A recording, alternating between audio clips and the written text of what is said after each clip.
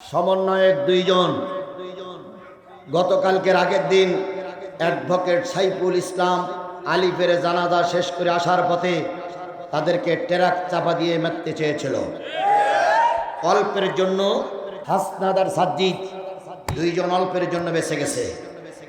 আমি যে কথাগুলো বলছি আমারও পিছনে শত্রু তৈরি হতে পারে, কোনো দুঃখ নাই, কোনো দুঃখ নাই। আজিজুল ইসলাম জিহাদি যদি মারাও যায় দুঃখ নাই, তবু ভারতের মতন কুলাঙ্গারদের কাছে আমরা মাথা বিক্রি করে দেব না। আমরা একবার রক্ত দিয়েছি, প্রয়োজনে আরেকবার রক্ত দেব। একবার জেলে 3 বার জেলে গেছি, 300 দিন জেলে থেকেছি, 20টা মামলা খেয়েছি, 5 দিন আয়না ঘরে ছিলাম। প্রয়োজনে জীবনের শেষ সময়টুকু আয়না ঘরে থাকবো, তবুও ভারতের দালালদের মাথা উঁচু করতে দেওয়া হবে না, হবে না, হবে না।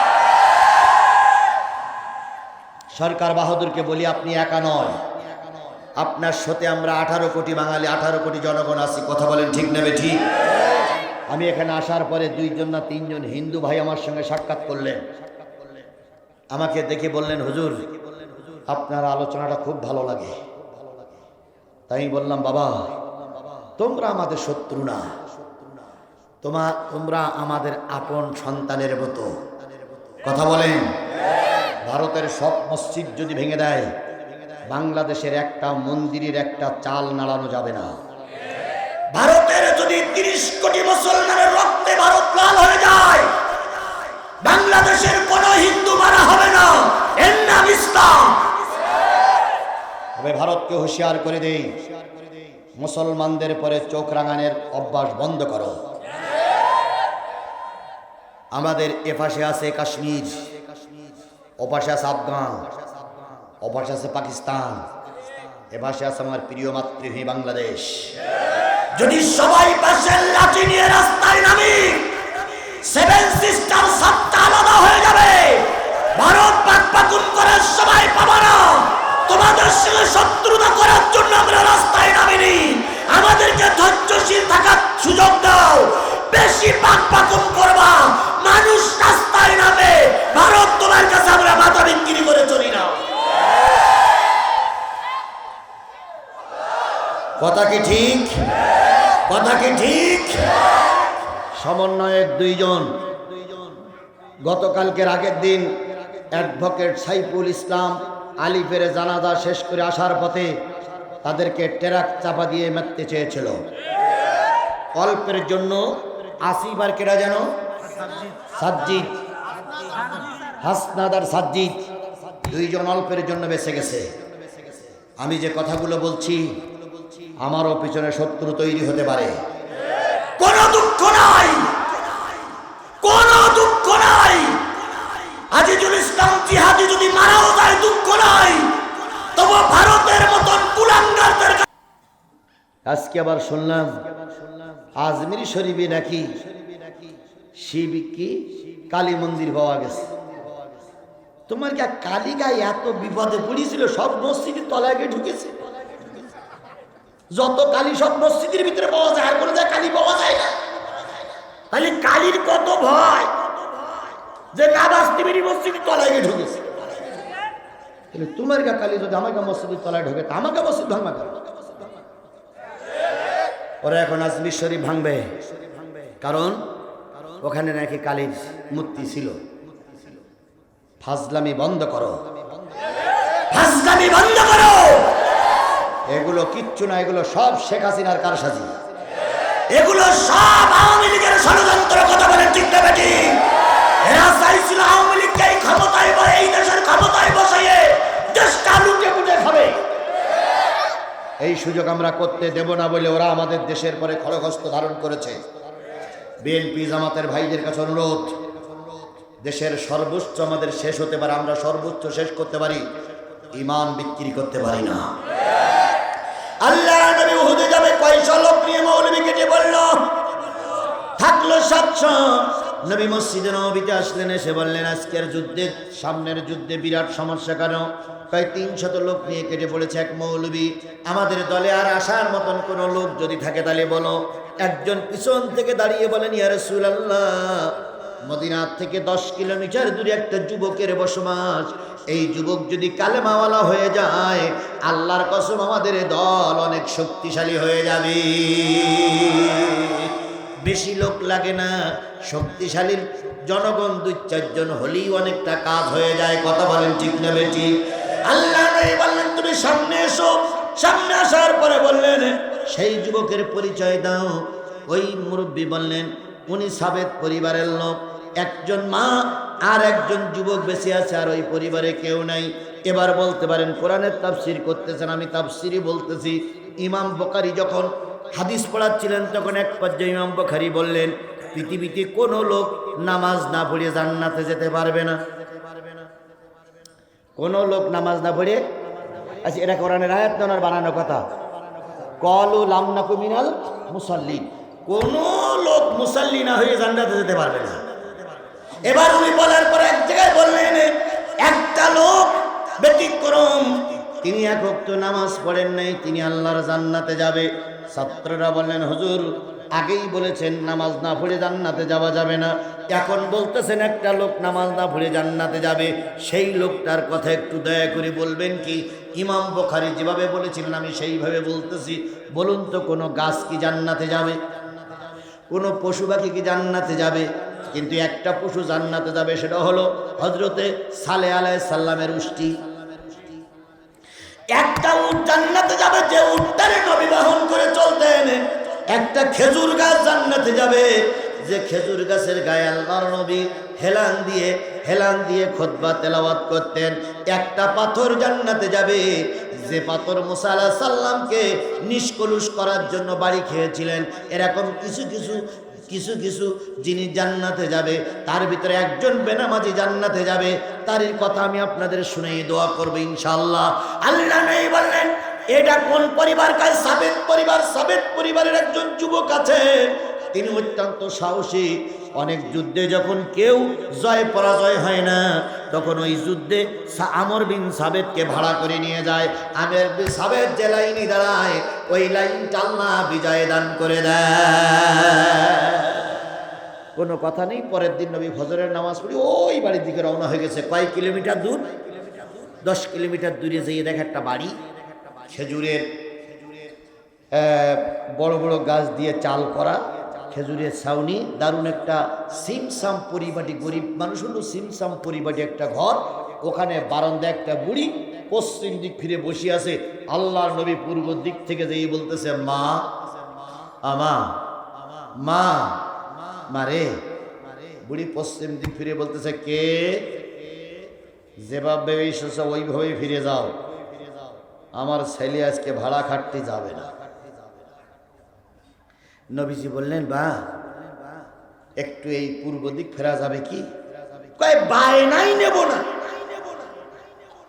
ছেলে ভাড়া খাটতেই যাবে না, তোমার দেখে লাভটা কি?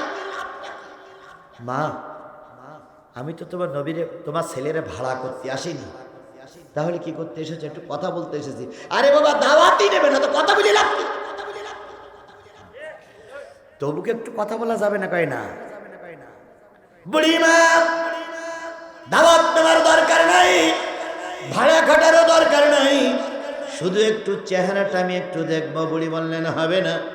আল্লাহর নবী বুড়ির সামনে যেয়ে দাঁড়ালেন। মা ও আমার মা, শুনেছি মায়েদের মনে দরদ বেশি হয়, একটু আমার চেহারার দিকে তাকাও। বুড়ি নিজের কাজকর্ম ফেলাই রেখে নবীজির মাথা থেকে পা পর্যন্ত, পা থেকে মাথা পর্যন্ত এক নজর তাকিয়ে মালিকের কাছে তাকিয়ে বলতেছে মালিক এ তো মানুষ না, এ তো তোমার আসমানের ফেরেশতা। মানুষ এত সুন্দর হয়, মানুষ এত সুন্দর হয়, মানুষ এত সুন্দর হয়। হযরত আয়েশা বলেছেন ইউসুফ নবীরে দেখে ফল কাটটিকে কি কেটে ফেলেছিল? আঙুল কেটে ফেলেছিল। আর ওরাই যদি আমার নবীকে দেখতো, কখন জানি ফল কাটতে যেই নিজের কলিজা কেটে ফেলতো, তবু নবীজির চেহারার থেকে ওরা মুখ ফিরিয়ে নিতে পারত না। এত সুন্দর চেহারা আল্লাহ পাক আমার নবীকে দান করেছিলেন। হযরত আনাস ইবনে মালিক রাদিয়াল্লাহু তাআলা বলেন, আমি একদিন পূর্ণিমার চাঁদে নবীকে নিয়ে ফাঁকা ময়দানে বসেছিলাম। চাঁদ যখন মাথার কাছে আসলো, আমার কৌতূহল জাগলো, চাঁদ দেখতে সুন্দর না নবী দেখতে সুন্দর। হযরত আনাস বলেন, আমি চাঁদের দিকে তাকালাম আর নবীর চেহারার দিকে তাকালাম। চাঁদের ভিতরে কলঙ্কের ছাপ দেখেছি, নবীর চেহারার ভিতরে কলঙ্কের কোনো ছাপ খুঁজে পাইনি। সুবহানাল্লাহ বলেন, সুবহানাল্লাহ বলেন। সেই নবীর দিকে বুড়ি তাকাই, এক পলক তাকাই বলতেছে, বাবা তুমি মানুষ না ফেরেশতা? আমি মানুষ। নাম কি? মোহাম্মদ। পিতার নাম আব্দুল্লাহ। বাড়ি ওই মক্কায়। এখানে দিনের কাজে। কোন দিন? ধর্ম প্রচার। কোন ধর্ম? ভাই আল্লাহ আমাকে নবুয়াত দিয়েছে, আমি সেই নবুয়াতের দায়িত্ব পালন করার জন্য মানুষের কাছে দাওয়াতি কাজ করে বেড়াচ্ছি। আমান আহসানু কাওলাম মিম্মান দাআ ইলাল্লাহ ওয়া আমিলা সালিহা ওয়া ক্বালা ইন্নানি মিনাল মুসলিমিন। তার কথা চেয়ে উত্তম কথা আর কার হতে পারে? যে ব্যক্তি মানুষকে আল্লাহর দিকে ডাকে আর আল্লাহর পরে ঈমান আনে আর নিজে বলে আমি একজন মুসলমান। বুড়ি ডাক দিয়ে বলে, বাজান তোমাকে দেখে ভালো মানুষ মনে হয়, কিন্তু তুমি নিষিদ্ধ একটা দলের পক্ষে দাওয়াত করতেছো। তুমি চলে যাও বাজান, আমার ছেলে বড় হিংস্র, এ যদি ঘুম থেকে জেগে তোমার পায় হয়তো তোমার সঙ্গে অসৌজন্যমূলক আলাপ করবে, খারাপ ব্যবহার করবে, তাতে তোমার মান সম্মানের ক্ষতি হবে, তুমি চলে যাও। নবীজি বললেন, বুড়িমা আমাকে ফিরাই দিলেন, আমি চলে যাচ্ছি, তবে আগামী কাল আবার দাওয়াত নিয়ে আসবো। নবীজি চলে যায়। বুড়ি নবীর পিছনে পিছনে দিয়ে যত দূর পর্যন্ত দেখা যায় উঁচু একটা টিলার পরে দাঁড়িয়ে নবীজিকে দেখতেছেন। এমন সময় ওই বুড়ির ছেলে হিংস্র আমরের ঘুম ভেঙে গেল। ঘুম থেকে জেগেই চিল্লাচ্ছে, মা মা মা। মা ডাকে শোনে না। আমার আস্তে করে ঘুম থেকে জেগে উঠে টিলার কাছে যেয়ে দেখে মা অন্য দিক তাকাইয়ে রয়েছে। ঘাড়ের পরে হাত দিয়ে বলতেছে, মা আমা মা। মার চোখে তখন পানি। তুমি কান্দো কেন মা? আমার এত পাওয়ার, আমি যেদের এলাকায় ঢুকি সে এলাকায় কোনো লোক থাকে না, ভয়তে পালিয়ে যায়। গর্ভবতী মায়ের গর্ভ খালাস হয়ে যায়। তুমি কাঁদতেছো, কে তোমার কষ্ট দিয়েছে, কে তোমার খারাপ ভাষা ব্যবহার করেছে? বুড়ি তখন বলেন, আরে বাবা কিছুই হয়নি, কাঁদো কেন? এমনি চল বাড়ি যাই। সন্তান আর মা দুইজন বাড়ি আসছে। হঠাৎ করে সন্তান দাঁড়িয়ে গেছে। সন্তান বলতেছে, মা একটা সত্য কথা বলবে কি? কয় কি? কয় কত রাষ্ট্রের দরবারে গিয়েছি, কত রাষ্ট্রনায়কের সে কথা বলেছি, কত নামি দামি খাবার খেয়েছি, কত নামি দামি আতর ব্যবহার করেছি। ও মা আজকে ঘুম থেকে জেগে দেখতেছি বাড়িটা আতরের গোলাপের গন্ধে ভরপুর হয়ে গেছে। মা বলো তো কোন দোকান থেকে দামি আতর তুমি কিনে এনেছো মা? বুড়ি এতক্ষণ সুযোগ পাই নাই। বুড়ি এবার বলতেছে, বাজান রে, এটা কোনো দুনিয়ার দোকানের আতর নয়, এটা একজন মহা মানুষের মহামানব আসার কারণে আমার বাড়িটা আতরের গোলাপে ভরপুর হয়ে গেছে। ওমা একটা মানুষের আসার কারণে ঘর বাড়ি এত আতর গোলাপ হয়, এটা তো আমি জানি না। আল্লাহ রসুলের থুতুটা ছিল একটা সুগন্ধি। সাহাবী আজমাইন রসুলের উজু করা পানি গায়ে লাগিয়েছে আতর মনে করে। কথা বলেন ঠিক নেবে ঠিক? আল্লাহ রসুলের থুতু দিয়েছে, থুতুটা অনেক সময় গচ্ছিত করে রেখেছে। কোনো মেহমানের বাড়ি বেড়াতে গেলে থুতুটা ব্যবহার করেছে, ওটাই গোলাপের গন্ধে ভরপুর হয়ে গেছে। কি সুন্দর নবী ছিলেন আমার। নবীজি পেশাব করেছেন, পায়খানা করেছেন, পৃথিবীর কোন মানুষ নবীজির পেশাব পায়খানা খুঁজে পাইনি। কোন এক যুদ্ধে যে ফাঁকা জায়গায় পায়খানা করতে গেছে, সাহাবী আজমাইনগণ খেয়াল করেছে এদিক গেছে, রসুল ফিরে এসেছে। হাজারো সাহাবী খুঁজেছে, একটা টুকরা পর্যন্ত পায়নি। কারণ আল্লাহ রসুল ছেড়ে দেওয়ার সাথে সাথেই মাটি সেগুলো গ্রাস করতো, যাতে করে আমার নবীর কোনো অপবিত্রতা, নবীর কোনো দুর্নাম, নবীর কোনো অসম্মান না হয়। আমার ভাইয়েরা, সেই নবী বুড়ি বললেন এই লোকটির আগমনে মা সেই লোকটা কোন দিক গেছে, নাম কি? বুড়ি তখন বলতেছে নাম আমি বলবো, তবে সত্য তুই তার অসম্মান করতে পারবি না, তারপর আঘাত করতে পারবি না। যুবক মার মাথায় হাত দিয়ে বলতেছে মা তাই হবে।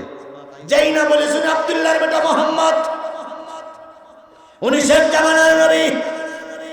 আমার তখন বলতেছে মা সুবর্ণ সুযোগ হাতছাড়া করা যাবে না। কই কি? কয় মক্কা মদিনার সরকার একজোট হয়ে ঘোষণা করেছে নবীকে জীবিত অথবা মৃত্যু ধরে দিতে পারলে মক্কার গভর্নরের পদ দেওয়া হবে, 70টা উট দেওয়া হবে, সুন্দর নারী দিয়ে বিয়ে দেওয়া হবে। মা আমি তরবারি নেওয়ার জন্য গেলাম, নবীর কাল্লা কেটে সরকারের কাছে জমা দেব। বুড়ি পড়ে গেলেন মহাবিপদে। রসুলের ভালোবাসার কথা বলতেছি, বুড়ি পড়ে গেলেন মহাবিপদে। বুড়ি চিন্তা করলেন থামাই কি করে। এবার যখন তরবারি নিয়ে পথ দিয়ে যাচ্ছে, বুড়ি তখন হাত উঁচু করে বলতেছে বাবা কষ্ট করা লাগবে না, নবী মোহাম্মদ কালকে আবার আসবে। যুবক এবার ঘরে ফিরলেন, সাঙ্গ পাঙ্গদের দাওয়াতি কাজ করলেন। পরের দিন সকালবেলা অপেক্ষায় আছে কখন মোহাম্মদ আসবে। পরের দিন আল্লাহর নবী মদিনার মসজিদ থেকে সালাত আদায় করে আবার দাওয়াতি কাজের জন্য চলে গেলেন। অন্যদিন বুড়িকে অনেকবার মা বলে ডাকার পরে বুড়ি শুনি নাই, আর আজকে বুড়ি টিলার পরে দাঁড়িয়ে আছে।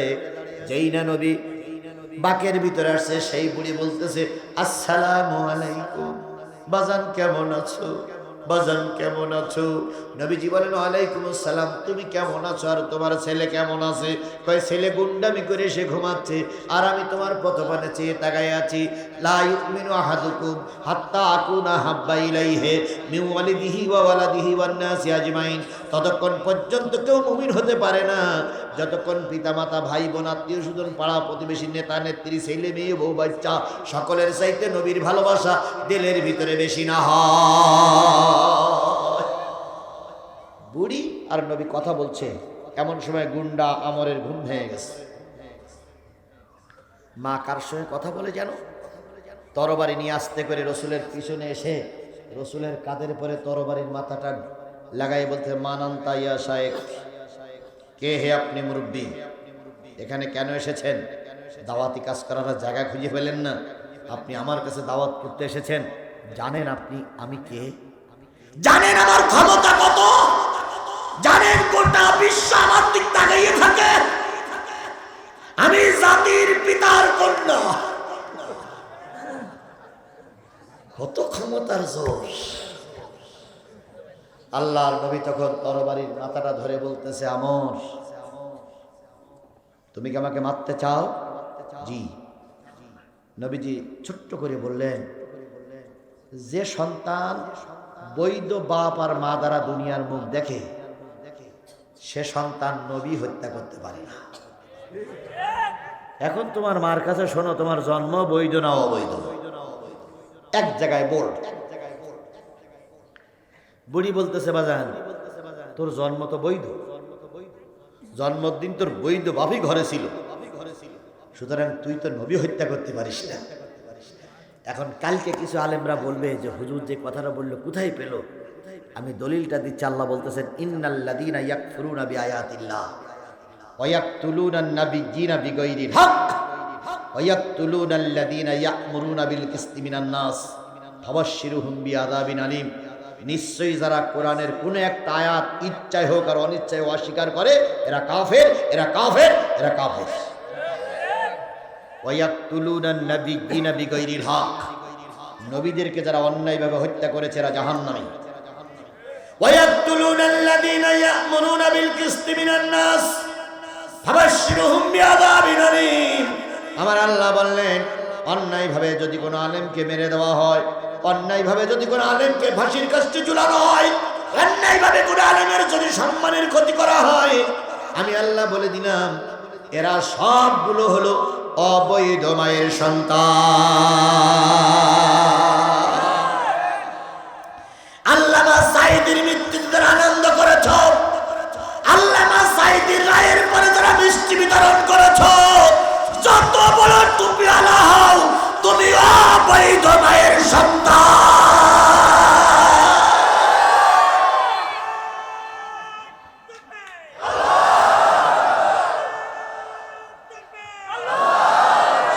কলমে আছে উতুলিম বাদা জালিকা জামিন।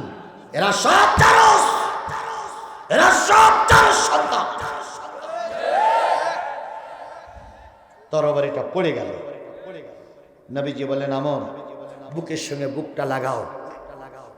কয় না লাগাবো না। নবী জোর করে বুকটা লাগাই বললেন আগামীকাল উহুদের ময়দানে যাব। ইতিমধ্যে 300 লোক নিয়ে এক মৌলবী কেটে পড়েছে। আল্লাহ তোমাকে উহুদের ময়দানের মুজাহিদ হিসাবে কবুল করুন। নবীর দোয়া বৃথা যায়? জোরে বলেন যেতে পারে। আল্লাহর ওলি আল্লামা সাঈদী যদি জীবন্ত ওলি দেখতে চাও, নতুন ওলি দেখতে চাও, আল্লামা সাঈদীর মুখের দিকে তাকাও। আল্লামা সাঈদীর চাইতে ভালো ওলি বাংলার ইতিহাসে একটাও ছিল না, একটাও ছিল না, একটাও ছিল না। আল্লামা সাঈদী যতগুলো ভবিষ্যৎবাণী বলেছে কাজে লেগেছে না লাগেনি? আল্লামা সাঈদী বলেছিল পালানোর জন্য ইঁদুরের গর্ত খুঁজে পাবা না। হয়নি হয়নি হয়নি হয়নি। আল্লামা সাঈদী বলেছিলেন মৌলবাদ মৌলবাদ বলে গালিগালাজ করবা না। আমরা 12 কোটি মৌলবাদ আছি গাছের গোড়ায়। টুক করে নাড়া দেবো মামুর বাড়ি পড়বা, কিয়ামতের আগে আর ঢুকতে পারবে না। কাজে লাগেনি, কাজে লাগেনি ভবিষ্যৎবাণী। আল্লামা সাঈদী বলেছিলেন উত্তর গগনে কালো মেঘ দেখতে পাচ্ছি, ঝড়ের পূর্বাভাস লক্ষ্য করছি। যদি শক্ত হাতে মোকাবেলা করতে না পারো, কি বলে আমাবস্যায় এমন নামবে যার সবে সাদে। কি হয়নি? কাজে লাগেনি, সেটা কাজে লাগেনি। ওলি খুঁজে পাও না, ওলি খুঁজে পাও না, ওলি খোঁজো ন্যাংটা বাবার দরবারে। দাড়ি কাটে না, চুল কাটে না, গোপ কাটে না, বগলের চুল কাটে না, আরো কত জায়গা আছে জীবনে কোনোদিন কাটিনি, সব এক হয়ে গেছে। ওই ভণ্ড বাবা গোসল করে সেই পানি নিয়ে খায় আর খায় বাবা বরকুতি পানি, বাবা বরকুতি পানি। ওসি গন্ধ ছাগলের ধোয়া পানি খাও।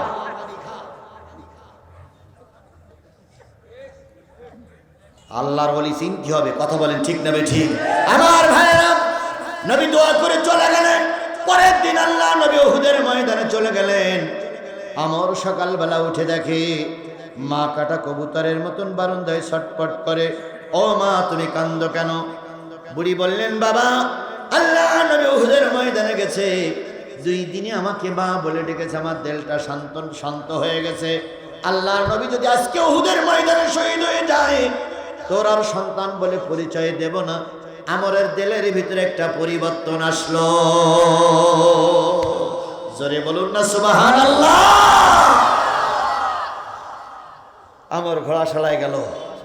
ঘোড়া বের করে বলতেছে মা আমি একটু মদিনার খবর নিয়ে দেখি আসি যে কি অবস্থা। বুখারীর হাদিস শরীফ আসছে আমর ঘুরতে গেছেন মদিনায়, গিয়ে দেখে একদল নারী ছোট্ট ছোট্ট বাচ্চাদের কোলে নিয়ে বসে আছে। নারীদের চোখে পানি, বাচ্চাদের চোখে পানি। আমর দাঁড়াই বলতেছে ও নারী কান্দো কেন? বাচ্চারা কান্দে কেন? দুধ খায় না কেন? নারীরা বলতেছে কে গো তুমি যুবক, কি তোমার পরিচয়? শুনুনি আল্লাহর নবী উহুদের ময়দানে গেছে। আল্লাহর নবীর মহব্বতে পড়ে ছোট্ট ছোট্ট বাচ্চাগুলো দুধ খাওয়া বন্ধ করে দিয়েছে, আর আমরা যুদ্ধে যেতে পারি নাই, কাঁদতেছি। আল্লাহ তোমার নবীকে গাজী বানাইয়ে বাড়ি ফিরাইয়ে নিয়ে এসো। আমার ওখান থেকে চলে গেলেন, যেয়ে দেখে মদিনার মসজিদে একজন বুড়ো মানুষ কাঁদতেছে। জিজ্ঞেস করলেন কান্দো কেন? বুড়োরা উত্তর দিল তুমি কে গো বাবু? তোমার মতন যুবক এখনো মদিনায় ঘুরে বেড়ায়, রসুল এখনো বেঁচে আছে কিনা তার ঠিক নাই। রসুল যদি মারা যায় তোমাকে আমরা কচু কাটা করবো। আমরের দিলের ভিতরে পরিবর্তন আসলো। আমর চিন্তা করলো ছোট্ট বাচ্চাগুলো নবীরে চিনল, বুড়া মানুষ নবীরে চিনল, নারীরা নবীরে চিনল, আর আমি এত হতভাগা, আমি সঠিক পথটা চিনলাম না। ও যুবক শিক্ষা নেও, শুধু অশ্ব নিয়ে বাড়ি গেলে চলবে না। আমার বাড়ি ফিরে এসে বলতেছে মা চোখের পানি মশো, আমি উহুদে যাব। জোরে বলবেন না সুবহানাল্লাহ। আমি বাম দলের থেকে ফিরে এখন কোন দলে এসেছি? ডান দলে এসেছি। কোরআন বিরোধী দলের থেকে আমি ফিরিয়েছে কোন দলে এসেছি? কোরআনের দলে এসেছি। মা তুমি এতদিন দোয়া করেছো, যাই নামাজে তোমার দোয়া কবুল হয়েছে। আমি এখন কোরআনের সৈনিক, আমি এখন একজন দিন কায়েমের কর্মী। বুড়ির মন খুশি না বেজার? বুড়ি চলে গেলেন রান্নাঘরের ভিতরে। ছেলে এখন উহুদের ময়দানে যাবে, যুদ্ধের ময়দানে গেলে শক্তির প্রয়োজন। যত তাড়াতাড়ি কিছু রুটি হালুয়া কিছু খেজুর নিয়ে এসে আমরের সামনে নিয়ে হাজির।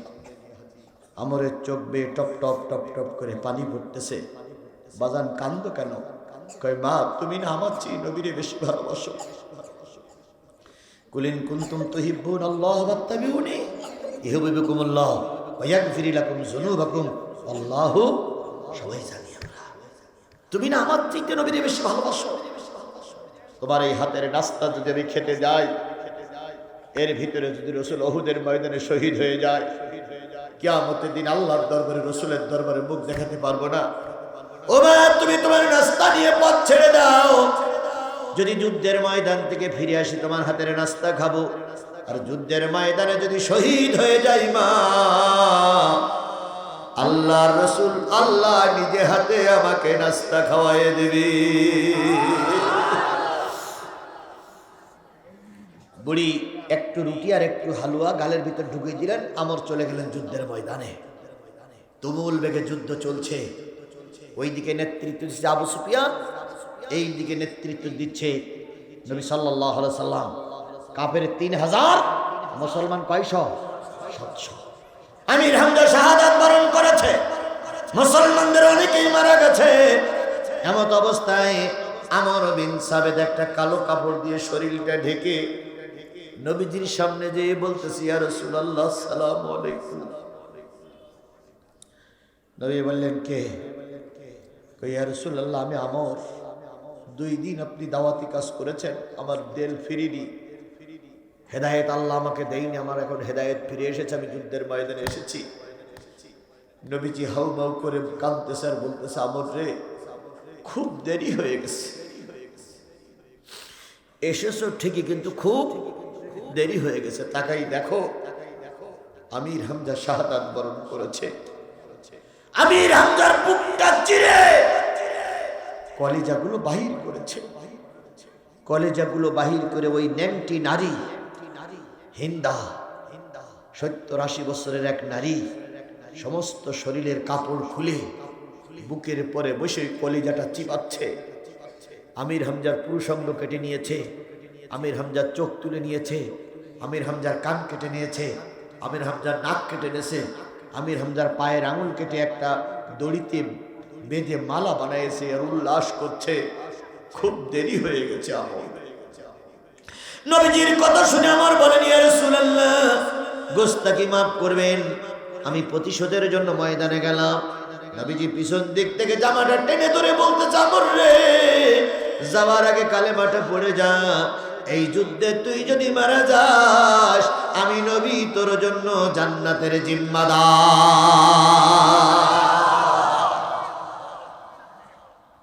আমর বলেন, ইয়া রাসূলুল্লাহ তাড়াতাড়ি কালেমা পড়াই দেন। নবীজির হাতে হাতে কালেমা পড়ে আমর যুদ্ধের ময়দানে গেলেন। অনেক কাফেরের মোকাবেলা করার পরে এক পর্যায়ে আমরের বগলে তীর পড়ল। ডান বগলে তীর। আমর বাম হাত দিয়ে তীরটা উঁচু করে বলতেছে, আল্লাহ 1 ঘন্টা আগে এই তীরের মাথা দিয়ে ফোটায় ফোটায় রক্ত ছিল ইসলাম বিরোধীদের পক্ষে, 1 ঘন্টা পরে এসে এই রক্ত হয়েছে ইসলামের বিজয়ের পক্ষে। আল্লাহ তুমি আমরের এই রক্ত কবুল করো। বাম বগলে তীর পড়ল, চোখে তীর পড়ল, সমস্ত শরীরে তীর পড়ল। তীরে তীরন্দাজ হয়ে গেলেন আমর, শাহাদাত বরণ করলেন। ওই যুদ্ধে মুসলমান কতজন মারা গিয়েছিলেন? 70 জন। আল্লাহর রসুল ওই যুদ্ধে আহত হয়েছেন, হেলমেট ভেঙে গেছে, কড়া ভেঙে গেছে, রক্তাক্ত নবী একটু সুস্থ হয়ে বলেন সাহাবীদেরকে এক জায়গায় করো, আমি নিজেই জানাজা পড়ব। 69 জনের পাওয়া গেল, আর একজন পাওয়া যাচ্ছে না। আবু বকর বলেন, ইয়া রাসূলুল্লাহ আমাদের ভাই তো 70 জন মারা যায়নি, 69 জন মারা গেছে। ওমর বলতেছে, পাহাড়ের পাদদেশে আরেকজন পড়ে আছে, তবে সে লোকটা ওনাদের, সে লোকটা আমাদের নয়। নবীজি বললেন, আল্লাহর ফেরেশতা জিবরাইল বলে গেছে 70 জন মারা গেছে, চলো সেখানে। আল্লাহর নবী পাহাড়ের পাদদেশে যেয়ে দেখে মায়ের হাতের নাস্তা না খাওয়া সেই আমর পাহাড়ের পাদদেশে পড়ে আছে। নবীজি নিজে নেমে আমরের তীরগুলো বাইর করতে চাইলেন আর বললেন, ওমর আমর আল্লাহর জান্নাতি। আবু বকর বলেন, ইয়া রাসূলুল্লাহ, কালকেও তো আপনার মুখ দিয়ে শুনলাম কালেমা পড়িনি। কই না পড়লে কি আজকে কালেমা পড়ে মুসলমান হয়েছে? আবু বকর, তুমি ওর মুখে একটু মুখ লাগাও তো। আবু বকর বলেন, ইয়া রাসূলুল্লাহ, অমুসলিমদের মুখে মুখ লাগানো মুসলমানদের শোভনীয় নয়, আমি মুখ লাগাতে পারবো না। নবী বলেন, মুখটা লাগাও। আমরের মুখে আবু বকর মুখ লাগাই বলতেছি, ইয়া রাসূলুল্লাহ, এত মিষ্টি মুখ, এত সুগন্ধ গাল আমি জীবনে কোনোদিন দেখি নাই, শুনি নাই, কখনো স্পর্শ করি নাই। নবী দাঁড়াই বললেন, আমর যখন যুদ্ধের ময়দানে আসতেছিল, মা নাস্তা করেছিল, নাস্তা খাইনি, এখন আল্লাহর ফেরেশতারা প্রতিযোগিতা করে ওরা নাস্তা খাওয়াচ্ছে, এই জন্য তার মুখে এত সুগন্ধ। ও আমার বেলকুচির ভাইরা, এসেছিলেন রামপন্থী বামপন্থী হয়ে, ইসলাম বিদ্বেষী হয়ে। যদি এখন মনে হয় যে ইসলামের পক্ষে থাকলে আল্লাহ মাফ করে দেবে, ইয়াগফির লাকুম যুনুবাকুম, তাহলে আজকের এই বিশাল কাফেলা এই শপথ একত্রিত হতে পারি যে যতদিন বেঁচে আছি দিন কায়েমের পক্ষে থাকবো, কোরআনের পক্ষে থাকবো। কারা কারা কোরআনের পক্ষে থাকতে রাজি আছেন? দুই হাত উঁচু করে মালিকের দেখায় দেয়, একটা জোরে একটা তাকবীর হবে, নারে তাকবীর। হাত উঁচু করে রাখেন, আয় আল্লাহ, আপনাদের বলা লাগবে না, হায় আল্লাহ, আজিজুল ইসলাম জিহাদি আমি জীবনে 20টা মামলা নিয়ে ঘুরে বেড়াচ্ছি, 5 দিন রিমান্ড খাটলাম, ঘর বাড়ি জালেমেরা পোড়াইয়ে দিল, তার উপরও তোমার পথে আছি। আজকের এই বিশাল জনতাকে 2 ঘন্টা দাওয়াতি কাজ করে তোমার দরবার পর্যন্ত পৌঁছে দিলাম। আয় আল্লাহ, তুমি আমাদের সবাইকে হেদায়েত নসিব করে দাও, তুমি আমাদের সবাইকে কোরআনের সৈনিক বানায় দাও, তুমি আমাদের সবাইকে কোরআন কায়েমের কর্মী বানায় দাও। আল্লাহ, তুমি দয়া করে আমাদের সকলের দোয়াগুলো কবুল করে নাও। হাত নামান। আমিন। আখিরু দাওয়ানা আলহামদুলিল্লাহি রাব্বিল আলামিন। সূরা ফাতিহা, ইখলাস শরীফ, দুরূদ শরীফ পড়লে দোয়া অবশ্যই আল্লাহ কবুল করবে। তার আগে 2 জন নেতা সালাম বিনিময় করবেন। যদি তাদের সালাম বিনিময় করতে না দেই, আমি এখানে তাদের পরে বৈষম্যমূলক আচরণ করেছি বলে প্রতীয়মান হবে। তিনি একজন বিএনপির লিডার আর একজন জামাতের লিডার। এই 2 জন লিডারের সালাম বিনিময় করার সময় যদি কেউ ওঠে, তাহলে আমি মনে করব আপনি বিএনপির লোক না, জামাতের লোক না। জি, সূরা ফাতিহা, ইখলাস শরীফ পড়ি এর মধ্যে। ও জি, ইনশাআল্লাহ। হ্যাঁ হ্যাঁ, দেন দেন দেন দেন না কেন? কাকে দেন? জি, এই মাইক চালাও। হ্যালো, বিসমিল্লাহির রহমানির রহিম। দীর্ঘক্ষণ হলো আপনারা আমাদের প্রথম বক্তার ওয়াজ শুনতেছিলেন, আমরা আপনাদের সাথে শরীক হয়েছিলাম। আজকের এই আয়োজনটি হচ্ছে মাই ভাইয়ের দারুল উলুম